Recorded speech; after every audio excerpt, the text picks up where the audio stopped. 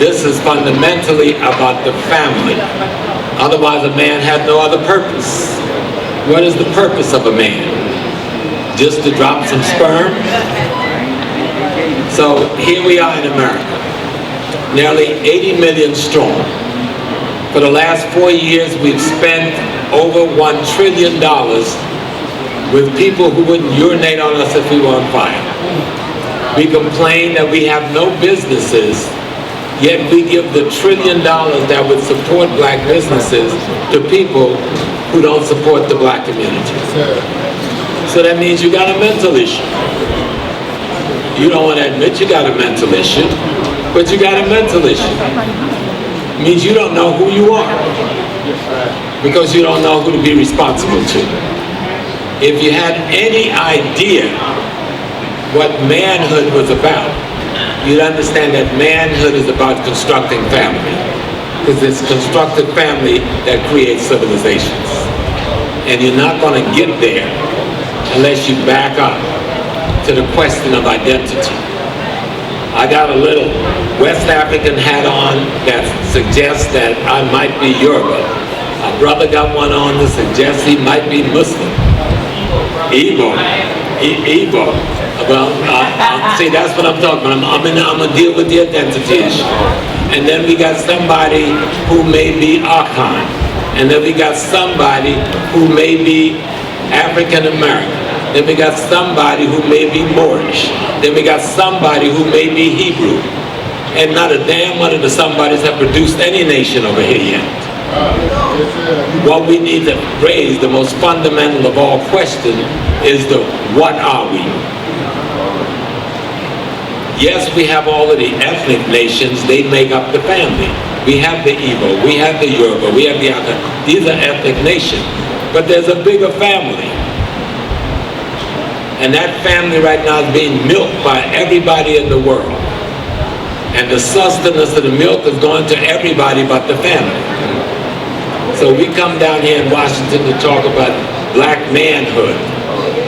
But black manhood must be about the building of the black family, because it's only the black family that can produce a black man. But we can't seriously consider talking about the black family unless we're going to discuss economics, politics, and culture. Because if you can't control the economics, politics, and culture where you live, you can't provide food, clothing, and shelter for the people you live with. And if you can't provide the food, clothing, and shelter, how are you going to build a family? Then we come back to the question of identity. Because the way people create economy is based on their relationships. Their cultural relationship. All economy is cultural. You go into the Italian community, they sell Italian shoes, Italian suits, Italian furniture. They have trips to Italy. They sell Italian pizza. They sell, what's that other thing? Whatever. But all of the food stuff is of their culture. And they sell their culture to themselves, and they sell their culture to you. You go in the Chinese community, what are they selling? Chinese culture. And the things of Chinese culture, they sell it to themselves and they sell it to you. But when you come to our community, we got other people selling our culture to us. And then they pervert that which they sell. And the few of us who have struggled, like the Yoruba brother here, and I saw another, the Igbo brother here, and another Yoruba brother, who have struggled to try to get the cultural essence back. The Akan brothers and sisters, the Hebrew brothers, instead of us fighting each other about which aspects of the culture is real, authentic, or the better, we need to say, look at the mosaic of our culture, how do we unite it? So that we can provide food, clothing, shelter, and safety for ourselves and our family. Because if you can't do that, I don't care what you're doing. It doesn't matter. And you're not going to be that unless you can get control of economics, which means controlling the wealth in your environment. And if you're in DC, what is the wealth in your environment? You don't have any gold here. You're not planting cocoa or sugar cane. You don't have any pineapple groves. What is the wealth in this environment that you can harvest? The first thing in this environment is your tax revenue. That's your wealth. But you don't harvest it. Everybody else does. In entitlement programs and not-for-profit programs, and they take your tax money and build their community with it, and then tell you you ought to feel guilty if you try to use it. You're dependent on the government. Well, who the heck do you think is using all that tax money? Government don't have any factories to create money. The money all comes from you. That's the wealth in your environment. It comes back to your community as entitlement revenue. But do you have programs together to harvest that revenue, to build something in your community? The other revenue in your community is real estate. Real estate. That's part of your natural ecology. But are you coming together in programs or what do you call when you put your money together? I know in susus and co-ops and to put your money together to buy property so that you own where you live. Somebody asked Malcolm X, what is black nationalism? Say black nationalism is when you own the economic, politics, and culture where you live. If you don't own it, then you are in somebody else's community. You're nothing more than a neighborhood. And so you have to begin to buy up the real estate. When we go to college, we get a degree or we get a job or we get some money, the first thing we do is run away from our community. And there's plenty of real estate to buy here, but we'd rather go buy real estate in the white community, where people won't even say good morning to you. You pretend. You tell them good morning, and you pretend they say good morning back. You know? Instead of buying real estate in your community and begin to construct the environment you want. So real estate, tax revenues. The next major thing is retail business. You walk down the street in our community from Harlem to Oakland, from DC to Atlanta, and you'll see the Yemenis got a store, the Korean got a store, the Chinese got a store, the Jew got a store. Everybody got a store but us. No, the Ethiopian, we're gonna have to educate them to know they're home. We can't, because they're lost, we can't leave them out there. It's our job to bring them in, but these other folks ain't us. Culturally, politically, and historically. Now some people may say, well, the Yemeni brothers, they're kind of dark in this land. They've been waging war on us since we were calling ourselves Moors in North Africa. They have to reckon with that. They were involved in the slave trade for 1,500 years before 1492. We got to have a discussion about that. But right now, we got to be clear. Somebody is running the retail element of our community, and it is not us. And we give them $1 trillion every year while we sit back and say, we don't have any jobs. With $1 trillion, we can employ everybody in the black community if we spend it wisely. The other economic revenue, and one of your young brothers was trying to deal with this, and then he was found lynched in the forest or the park somewhere.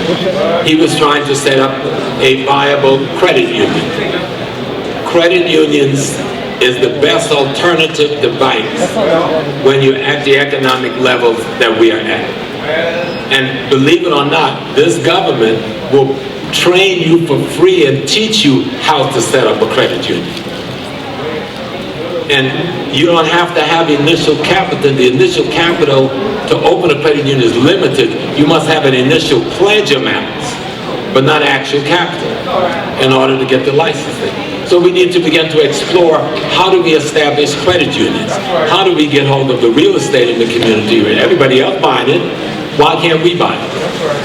How do we learn how to put together not-for-profits so that we can get a hold of the tax revenues that come back to our community every year, and then you have these outside people come setting up not-for-profits and have us front for them and taking that money right back out of your community.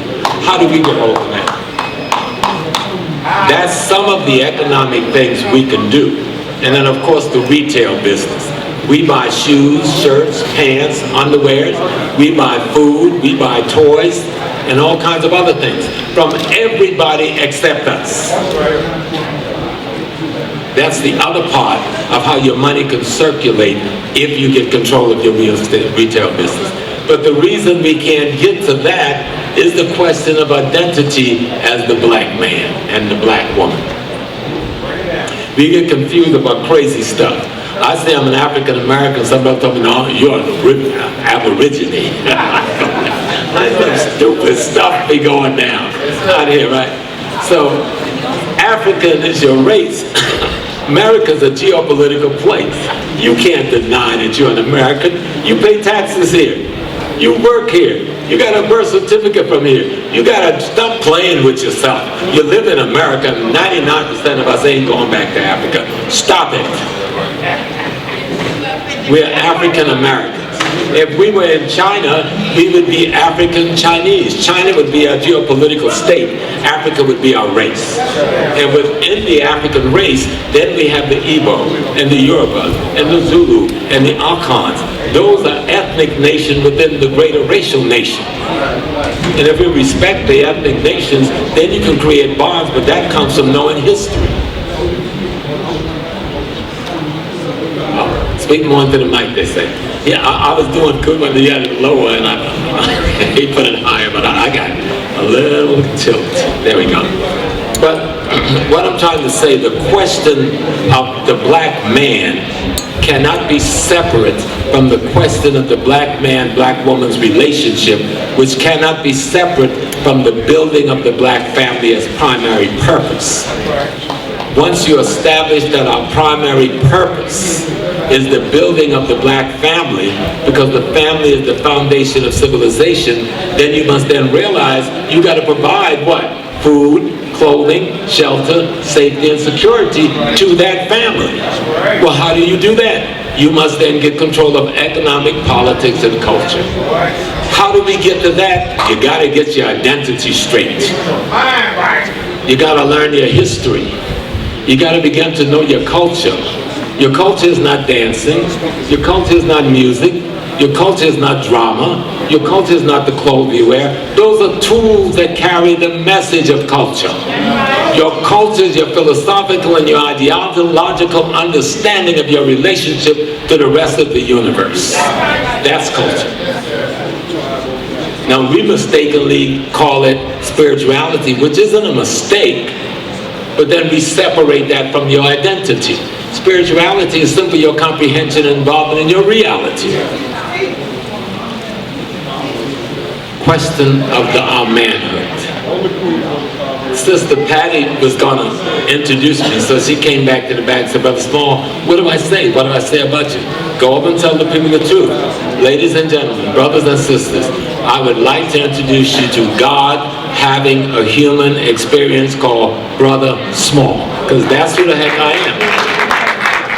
That gets scary to most of us, because we would rather believe God is something somewhere else, that God is something else. And not a single person in here, no matter what your religion is, can show me God unless you're looking in the mirror. Not one. Not one of you have ever seen one or will ever see it, except when you look in the mirror. Because I think Griff was up here and he was saying that the human body is the sum total of everything that makes up the totality of the universe.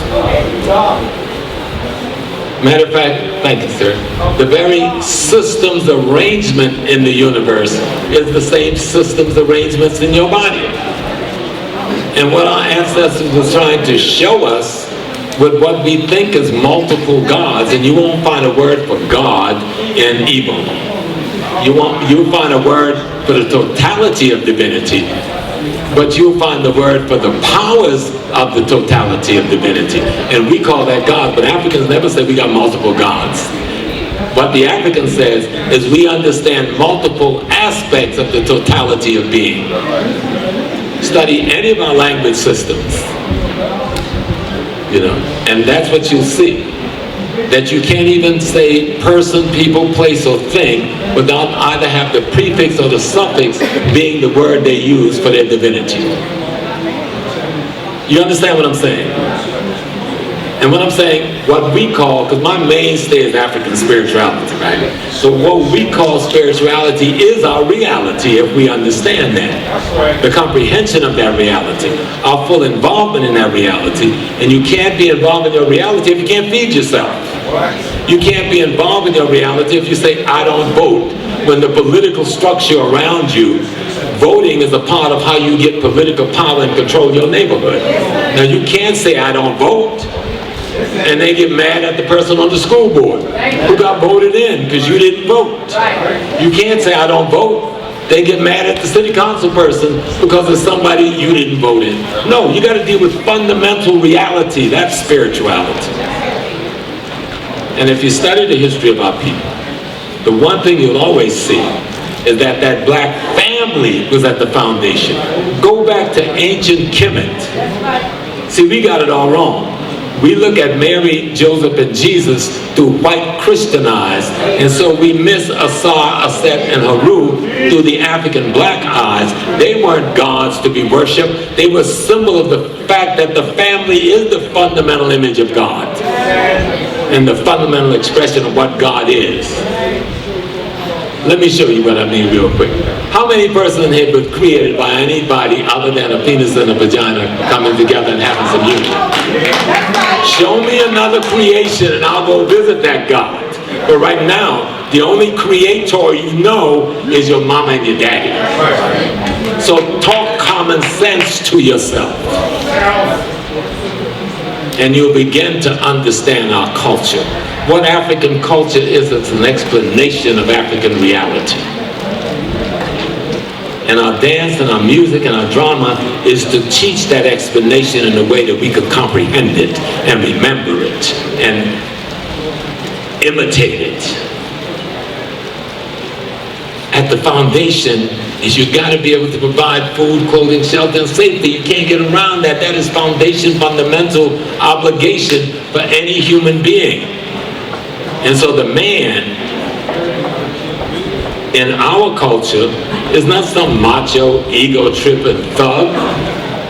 The man in African culture is a partner that represents a certain aspects of nature's expression, and the female is a partner that represents certain other aspects of nature's expression. And when those two aspects of nature comes together, knowing their essence, they produce themselves in the form of their children as themselves and start what is called a family, which is the continuity of divinity itself. That's what we need to be understanding. And stop being afraid. Stop being afraid. But don't get up in the clouds spooking around, because I'm not talking spooking. I'm talking carpentry, plumbing, electronics, learning to pass the police test. You can call them a pig if you want to, but you can study and pass the test and help a young person up and put some black pigs up and get rid of the white pigs, and we may have at least cut in half our crisis.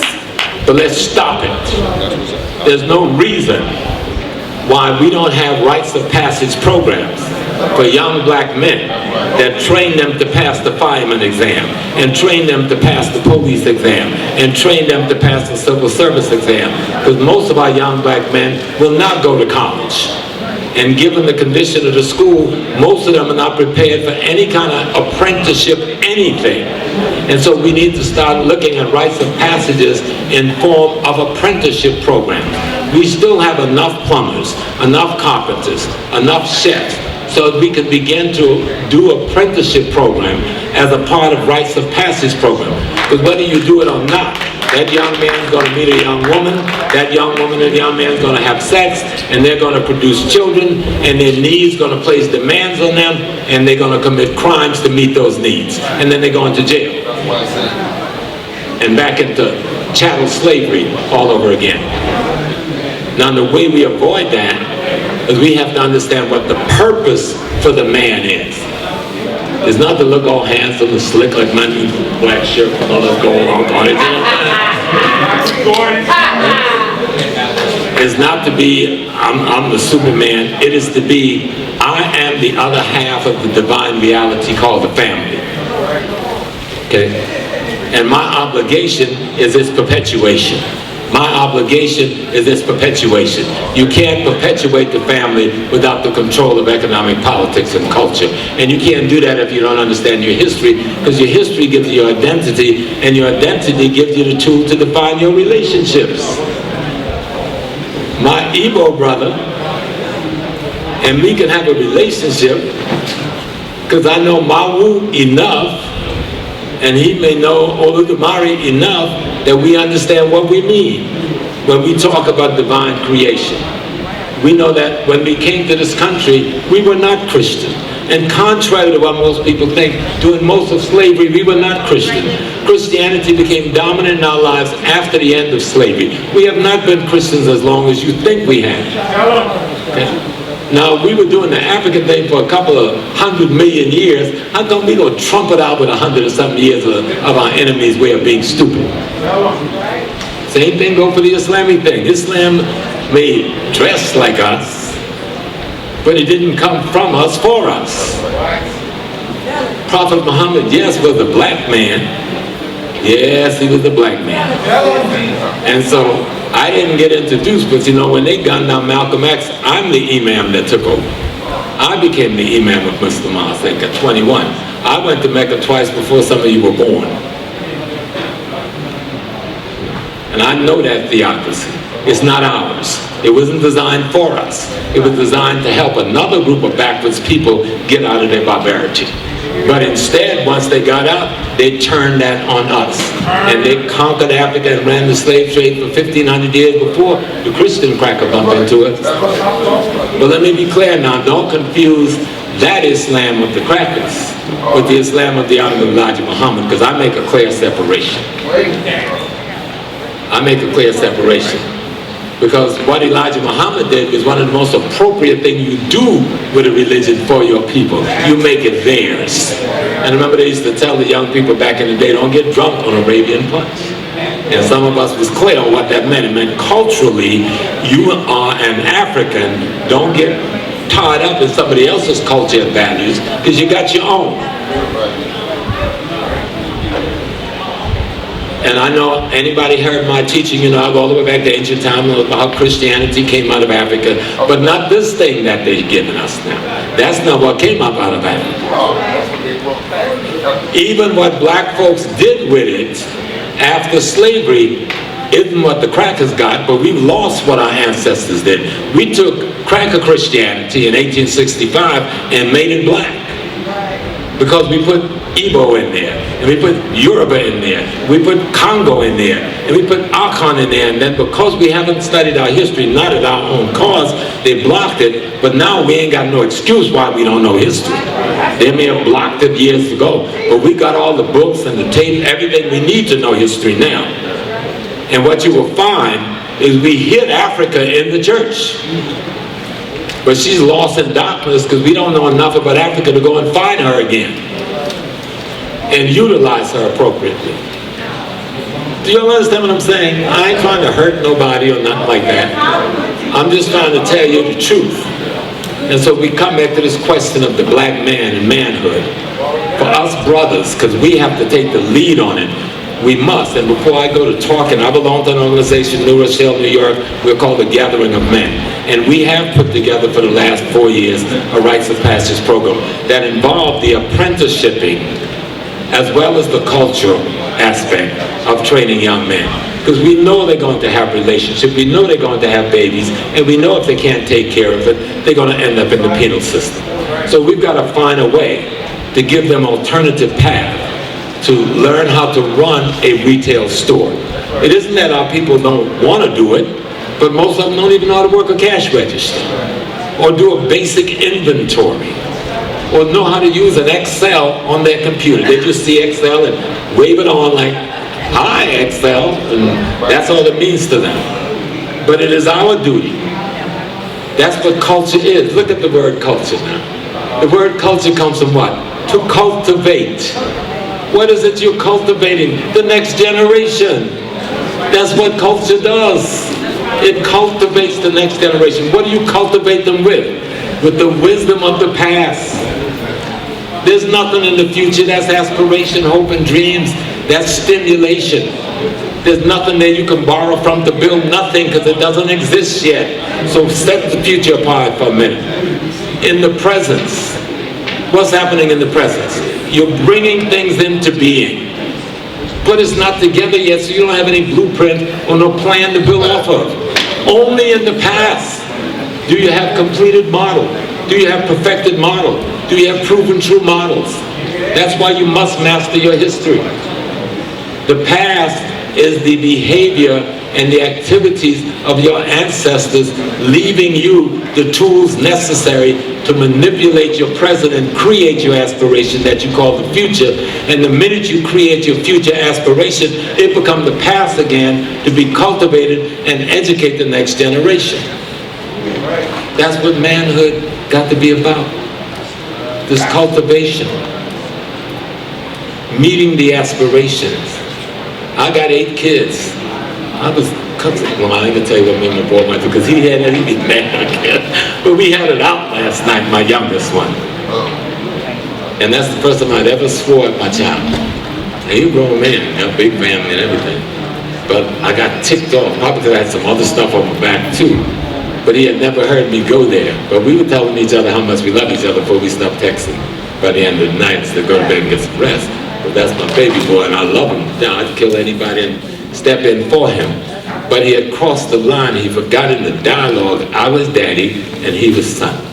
And that's what I got upset about. Because no matter whatever else was going on, that space and relationship shouldn't change. And we've allowed it to change.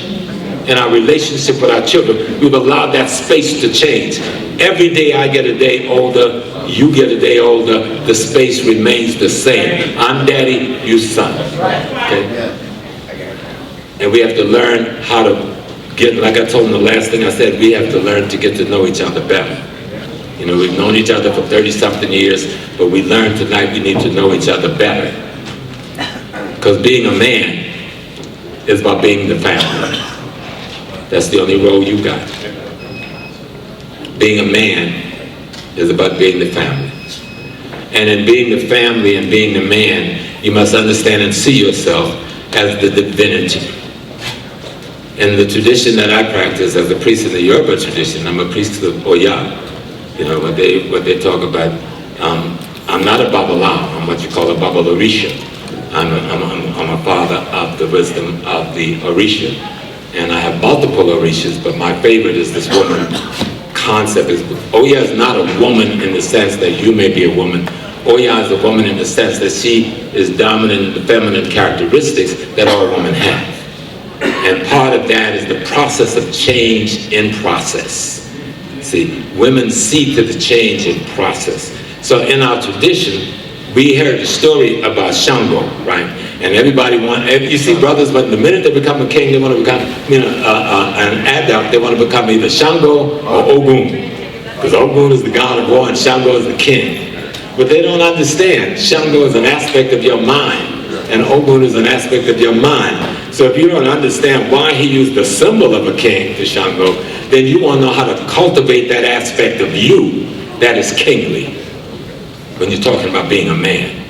And in the story of Shango, and one of the many stories of Shango, you'll see Shango in a situation with his 2 brothers. But he's the king now, he's the big boy, he arrogant, he ego tripping, he got power, and he wants to show his power. So he tells his brother, I'll give wealth to one of you if you fight to the death, or whoever wins, you get the wealth. It wasn't until one of his brothers killed the other that he realized he had just murdered his own brother. And then he ran away and committed suicide. But then there's a chant that the king is not dead, the king is not dead. No, he didn't commit suicide in its totality. What he did was kill that aspect of his ego. He killed that aspect of his arrogance. He killed that aspect of his greed. He killed that aspect of disrespect in himself for his fellow man. And he was only able to do that because he met what? Oya, the woman, the feminine. Change came over him. Change in process. Oya, that feminine phenomenon that allows you to transform yourself even while within yourself as a man. And then the Oya in the metaphor marries Ogun. So the sisters love that. They say, oh, we do some polyandry. We got you about y'all with that polygamy stuff. But it's a metaphor. Because change must always marry Ogun, because Ogun is what? Transformation as a result of change. Shango is the courage within any brother. But you must ally with the feminine in order to be changed to the point you become transformed. And so that's what this discussion should be about. There could be no man without the black family. Black power. Black power. And there can be no black family without control of economics, politics, and culture where we live. And we can't control economic, politics, and culture if our relationships are so shattered that the Hebrew can't get along with the Moor, and the Christian can't get along with the Muslim, and the Yoruba can't get along with the Igbo, and the Zulu can't get along with the Ndebele. We've got to stop that. Because none of us know enough about any of these traditions to make them exclusive over and above the other. All we know that we're following the tradition of our ancestors that had great success when we followed it. And the least we can do for ourselves is turn back to that. Let's go back to, like when you're in the theater, and anybody who's in the theater know when you're on the stage and something go very wrong, what do they tell you to do? Go to black. Turn off all the lights, go to black, get that shit straight, and then you come on back out here. That's what we've got to do with our lives. Culturally and historically, we've got to go back to black. We got to study LaRon Bennett's Shaping of Black America. We got to read Carter G. Woodson, his analysis of what's wrong with our mind again. We got to go to Robert Walker, When We Ruled again. We got to go to called too many ancestors. You got to go. You got to go to Segat Dia, Civilization of Barbarism. We've got to study our history. We got to look at the Shaping of Black America. We got to look at Before the Mayflower. We got to go and we got to read the first Americans were Africans by Brother Imhotep. If you don't know who you are, how do you know who you are supposed to have relationships with? And that's why we go around with that stupid saying everybody the same. If the universe wanted everybody to be the same, we wouldn't have to be in this room having this discussion. The universe decided everybody ain't the same.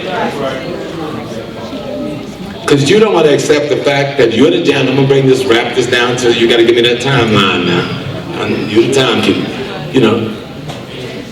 We are the parent people of the universe. In the book of the Pyramid Text, which is one of the oldest religious documents we know of to this point. In the Pyramid Text, and these are Africans who are living in the area today we call Ethiopia and Sudan. It would come up to what we call Egypt, but it's really starting down there.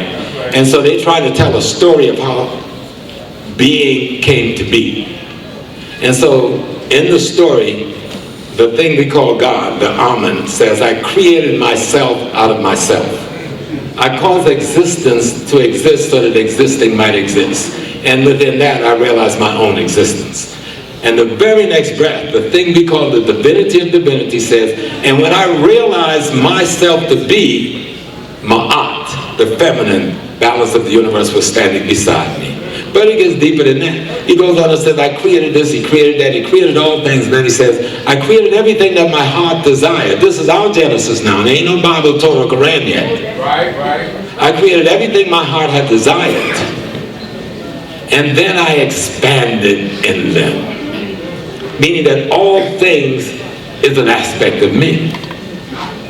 And then the last line, he says, and I came into being out of my mother, Nun. This is God, the ultimate.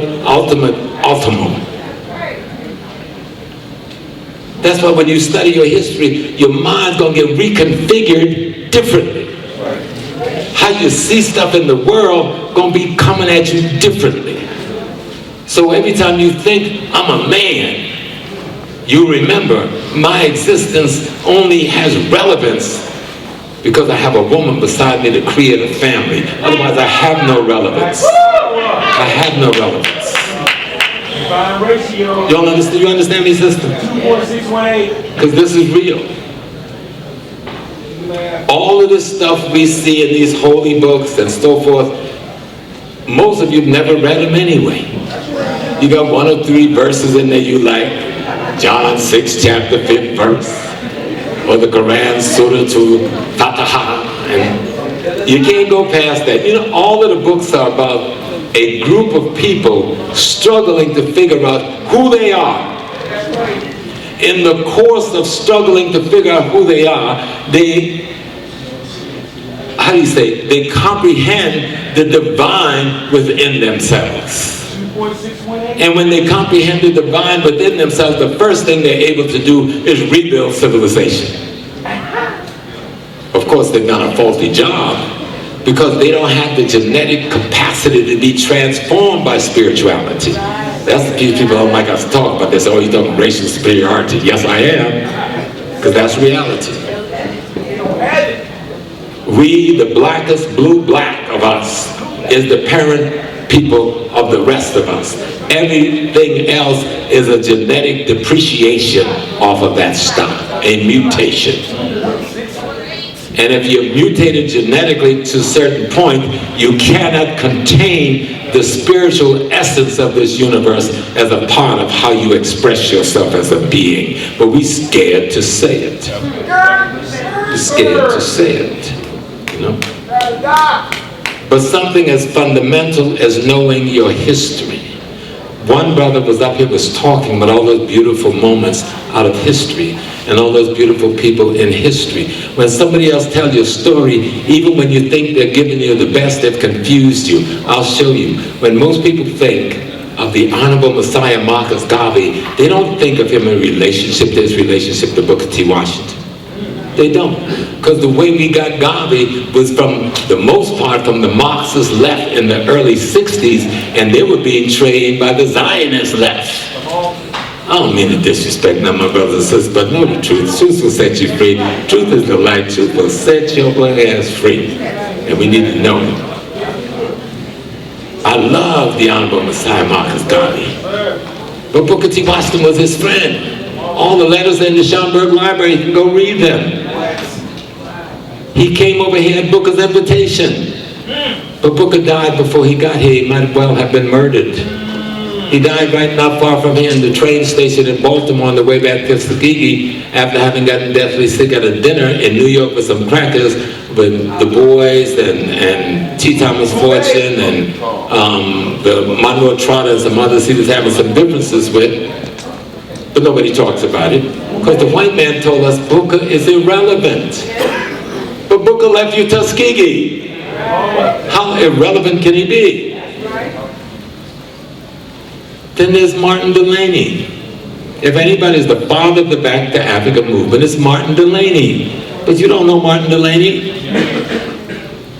Martin Delany was pretty much born out of slavery. His father was in slavery for a portion of time, but Martin was raised pretty free, went to the university, I think it was Harvard, got his degree. He was the first military officer in the Civil War. And the first thing he does when the war is over, he gets on a ship. He goes to Nigeria. He goes to Abeokuta, where his grandfather said he was from, and he forms the Niger Valley Council or something, and they give him hundreds of thousands of acres of land to come and bring the rest of us back home. Did you know that? No, because knowing your history is knowing the experiential aspects of your ancestry. History is nothing but the things your ancestors did to free you and to teach you. So if you don't study your history, how are you going to know what your ancestors' intent was for you or what your intent should be for your children? Because it all comes down to family. Black man, your purpose is because the family has that as a necessity. If you can't be the son, and this one I want y'all to get really clear. See, the man on occasions is the sun, and the woman is the moon. But there are occasions when the woman is the sun, and the man is the moon. And this goes on back and forth throughout life. Each of us emanates certain principles, concepts, and ideas which gets reflected by the other. That's all the sun and the moon does. 2.618. Okay? You okay? So let's kind of wrap it down real quick and tie it up in a knot. The black man must be whole again in order for the black family to be whole again. If the black man can get whole and get healthy again, then the black family could be made whole and healthy again. But the black man must realize that his primary purpose is to build the black family. And in doing so, I'm wrapping up, Steve Boss Man, then how you doing, sir? And so let's just go over those pieces. You must understand that the purpose of the black man is to make sure he provide food, clothing, shelter, safety, and security to the family. And the way he does that, he must get control of economic, politics, and culture. And he does that for the purpose of building neighborhoods, and then he unite neighborhoods built on African culture, history, and principle into communities, and then building those communities on the premise of economic, politics, and culture controlled by you. You can create nation. So that's your job, black man. Black power, peace and wisdom.